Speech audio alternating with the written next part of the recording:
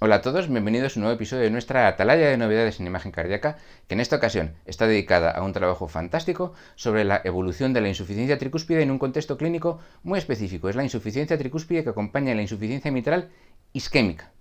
Sabéis que en los últimos años ha habido mucho interés sobre la insuficiencia tricúspide que acompaña a las lesiones orgánicas de la válvula mitral. Ejemplo típico, la lesión valvular reumática. Hemos aprendido que muchos pacientes, después de un recambio valvular mitral, desarrollan insuficiencia tricúspide que se convierte en un problema serio en la evolución. Y hemos aprendido que uno de los factores importantes es la dilatación del anillo tricúspide, de tal manera que la dilatación del anillo es un marcador que nos ayuda a seleccionar pacientes que necesitarían una reparación de la válvula tricúspide asociada a su cirugía de la válvula mitral.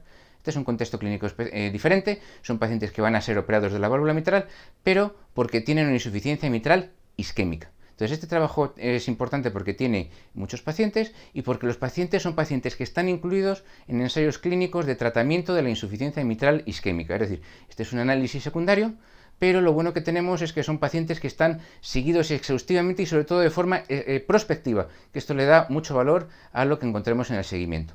Son pacientes en los que no hay insuficiencia tricúspide severa, porque si ya tienen insuficiencia tricúspide severa antes de empezar, pues tenemos una buena razón para repararle la válvula en la cirugía inicial. Y son pacientes en los que los seguimos a lo largo del tiempo para ver cuáles desarrollan insuficiencia tricúspide importante y ver si eso tiene repercusión en su situación clínica. Lo primero que encontramos es que son 492 pacientes, 2/3 varones entre 60 y 70 años. En este grupo de pacientes la insuficiencia tricúspide es infrecuente. La gran mayoría de los pacientes tienen insuficiencia tricúspide mínima o leve y solo un 10%, un poquito menos, tienen insuficiencia tricúspide moderada. ¿Qué pasa en el seguimiento? Lo seguimos a lo largo del tiempo, los 2 años, y los pacientes que evolucionan su insuficiencia tricúspide son pocos. Lo podemos ver en este gráfico de barras que nos muestran por grupos, de severidad de la insuficiencia tricúspide a lo largo del tiempo. Veis que las barras son muy parecidas en los momentos de estudio, lo cual quiere decir que hay poquitos cambios.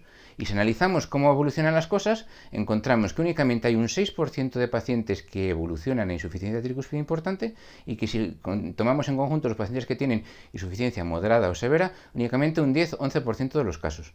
Y la evolución pues es un poquito impredecible. Por ejemplo, si nos fijamos en lo que pasa en los pacientes con insuficiencia tricúspide moderada, pues la mitad mejoran y algunos pues empeoran y evolucionan en insuficiencia tricúspide importante.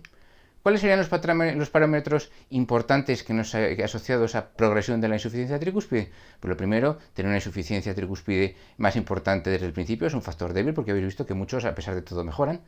La dilatación del anillo, que esto vamos a hablar porque estadísticamente sale pero como predictor es bastante regular, y la cirugía asociada de la fibrilación auricular.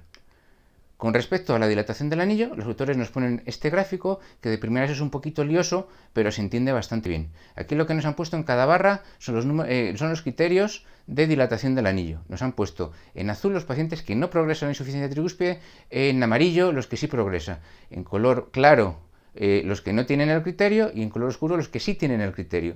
De tal manera que si nos fijamos, por ejemplo, pacientes que tienen diámetro del anillo de la tricúspide de más de 40, pues efectivamente dentro de estos pacientes hay un número pequeñito de pacientes que progresan. Pero resulta que entre los pacientes que no cumplen el criterio, pues tienen un número pequeñito parecido que sí progresa. De tal manera que este parámetro nos sirve muy poco para discriminar a los pacientes en los que evoluciona su insuficiencia tricúspide. La dilatación del anillo no funciona bien, no es un marcador fiable para decidir qué pacientes su lesión valvular tricuspidia va a progresar. Y si nos fijamos qué pasa en el seguimiento de 2 años, ¿cuáles son los factores importantes? El más importante, la recurrencia de la insuficiencia mitral y otro factor asociado que es que en esa válvula haya un electrodo, un dispositivo, un marcapasos o un desfibrilador. De tal manera que si nos fijamos ahora en qué pasa con los pacientes que tienen insuficiencia tricúspide moderada o severa, nos encontramos que son pacientes que también van peor, son pacientes con mayor tasa de eventos clínicos, sobre todo por deterioro funcional, por insuficiencia cardíaca y por mayor necesidad de ingresos por insuficiencia cardíaca. Así que este trabajo se resume en que efectivamente la progresión de la insuficiencia tricúspide en pacientes con cirugía de insuficiencia mitral isquémica es infrecuente. Pero esta insuficiencia tricúspide funciona de forma diferente, ya que la dilatación del anillo es un predictor débil de la progresión de la lesión y los factores que parecen estar asociados son distintos, como por la severidad de la insuficiencia tricúspide basal, que se haya asociado a cirugía de fibrilación auricular o que haya un electrodo de marcapasos colocado. Y la presencia de insuficiencia tricúspide moderada o severa, pues también en este contexto es un marcador de peor evolución clínica, con mayor necesidad de reingreso y con peor clase de funcional por insuficiencia cardíaca. Con la insuficiencia tricúspide Estamos aprendiendo cosas poco a poco, como dicen en el editorial que acompaña el artículo. Esta es una válvula que probablemente ya no esté olvidada, pero sí que necesitamos estudiar más porque todavía no entendemos bien cómo funciona. Muchas gracias por haberme hecho compañía. Os espero en nuestro próximo episodio de la Atalaya de Imagen Cardíaca.